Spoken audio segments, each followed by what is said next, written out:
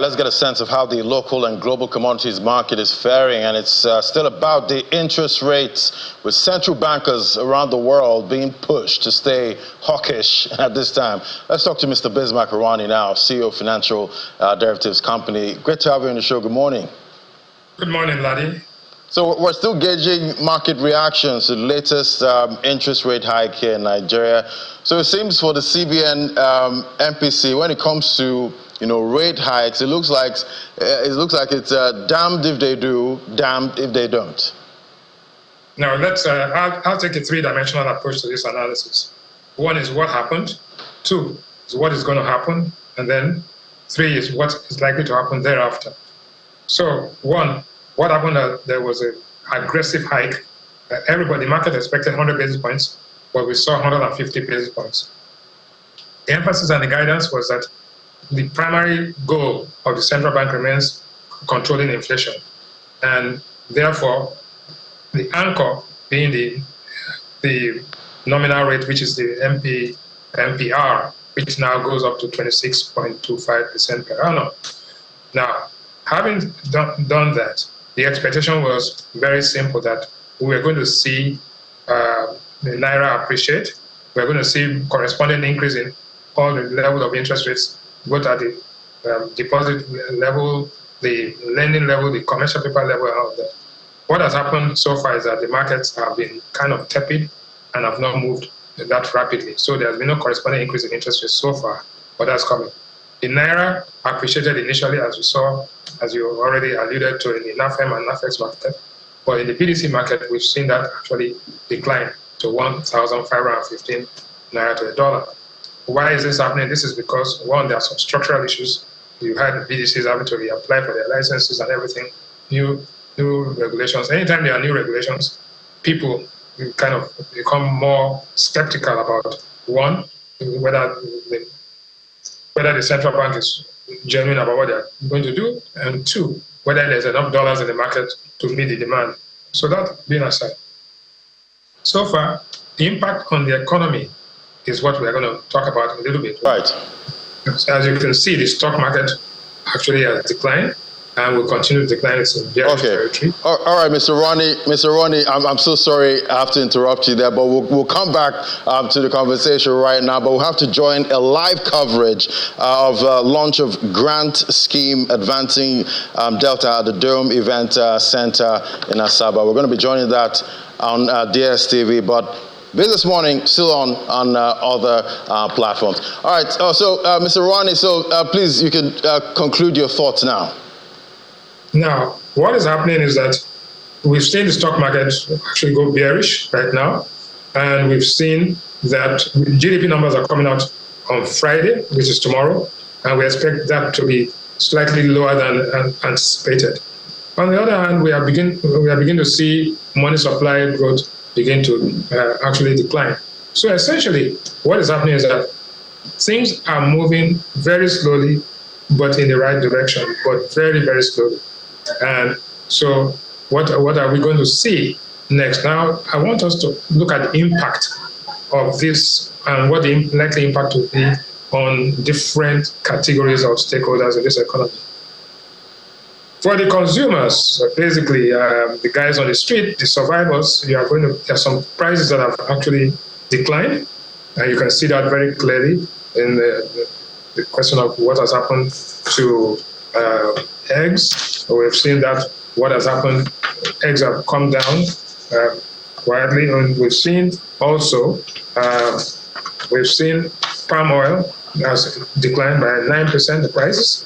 We've seen noodles fall by 3%, all this in the last month, and we've seen beans drop by almost 5%, and also we've seen sugar decline.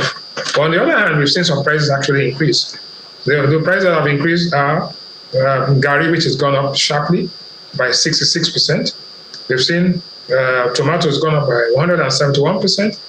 We've seen bread up, bread flat, and then we've seen tuber of yam up 40%. What is this telling us? That there are different components in the inflation basket, and depending on how elastic or inelastic the demand is, we are seeing this. And also, we are seeing those things that have import content actually begin to show the price decline because of the exchange rate weakness. The exchange rate had appreciated earlier and had come back up. And you could see that the exchange rate actually went as high as 1915. Then it came down to 1,100, and now it's back up to about 1,500. So it tells you that the foreign exchange market, like every other market, is subject to the forces of demand and supply, 1, 2, the structure of the market, whether it's imperfect, and 3, regulatory interventions, which actually at times actually distort the equilibrium in that market.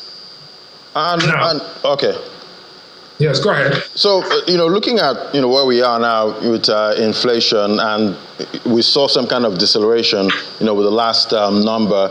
We'll be looking forward to what happens in May, but we know inflation is still rising, at this point. Is it time for Nigeria to start, looking beyond monetary policy, in taming inflation? Okay, let me answer that.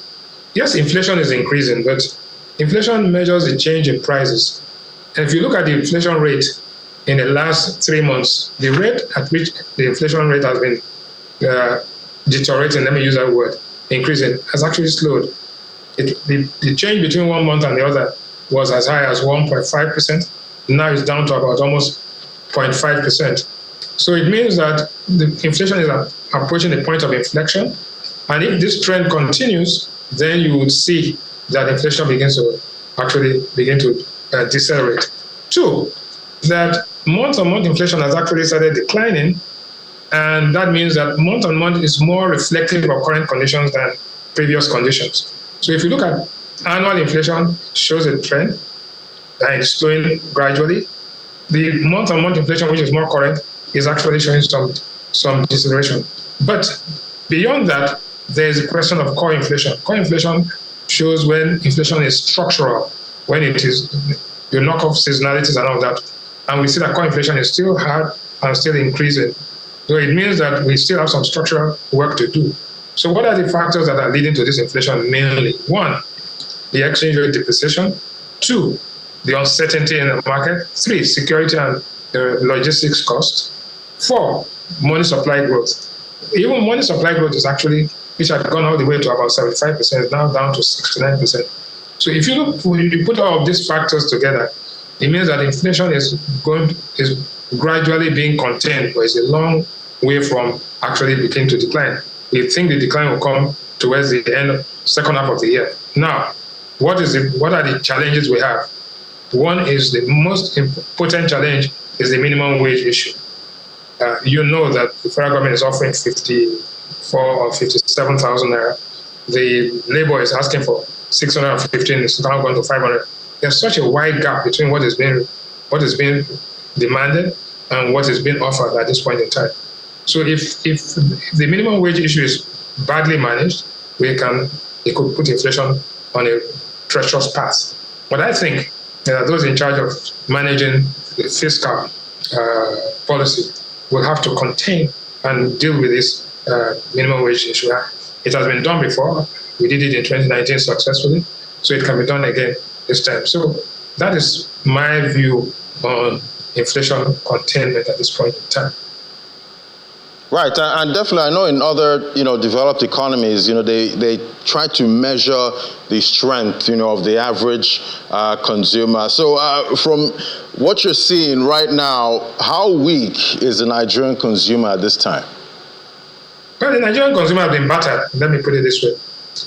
Between last year, May, and now, it's had to deal with higher petrol prices. It's had to deal with depreciating exchange rate. It's had to deal with higher costs. It's had to deal with new tariffs. It's had to deal with electricity tariffs. It's had to, and it's also had to deal with inconsistency in supply of all this basic and critical infrastructure. For example, I think that we're still struggling with 4,000 or less than 4,000 megawatts of power. Without power, you're not going to get out. We're dealing with security issues. We're dealing with bad roads. We're dealing with so many things. So the consumer is battered and is looking for evidence of hope.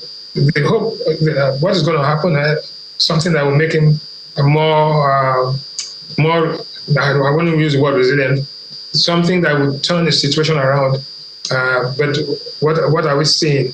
You have the palliatives that are being offered are not being channeled properly, and palliatives are temporary relief.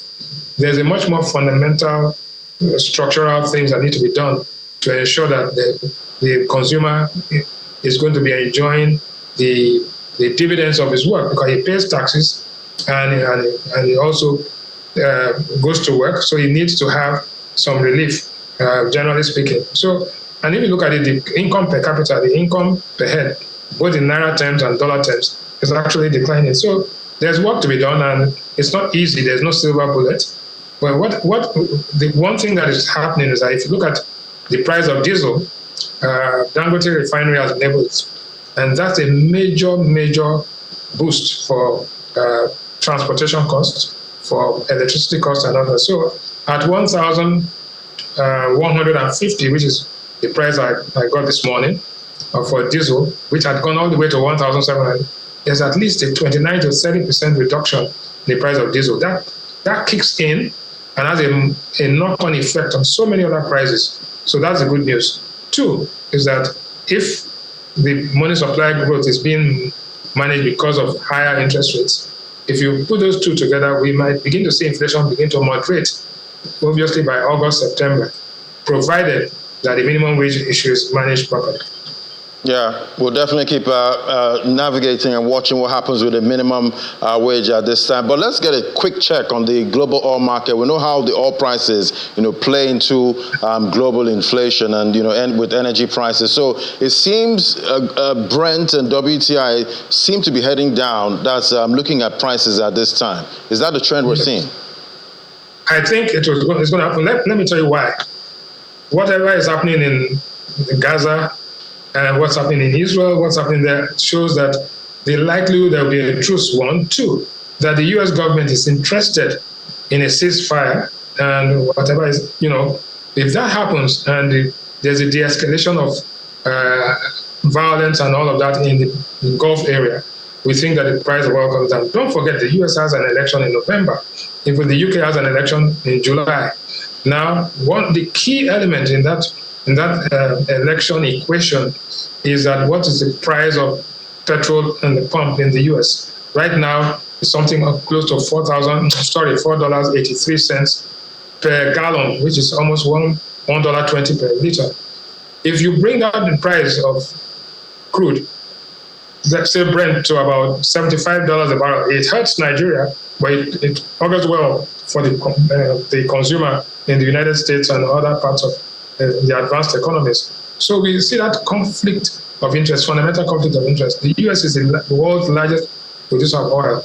So we think that it is in their interest to bring down prices. We think that it is in our interest that price of oil increases as long as we can benefit from it. So there's that, those contradictions that need to be resolved. But technically speaking, at $80 a barrel, Nigeria can get by. But when it starts dropping below $80 a barrel, it becomes very, very difficult. Nigeria is actually facing a major challenge of dollar inflows from oil and dollar inflows from the non-oil diaspora. So in the end, our currency, our revenues, GDP output to a large extent depends on what happens in the oil market. So right. At $80 a barrel, we can manage, but when it goes below that, it becomes really difficult for Nigeria.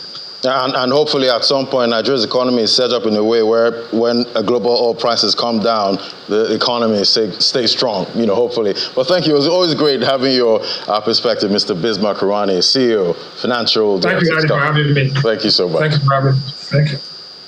All right, we'll take a moment now.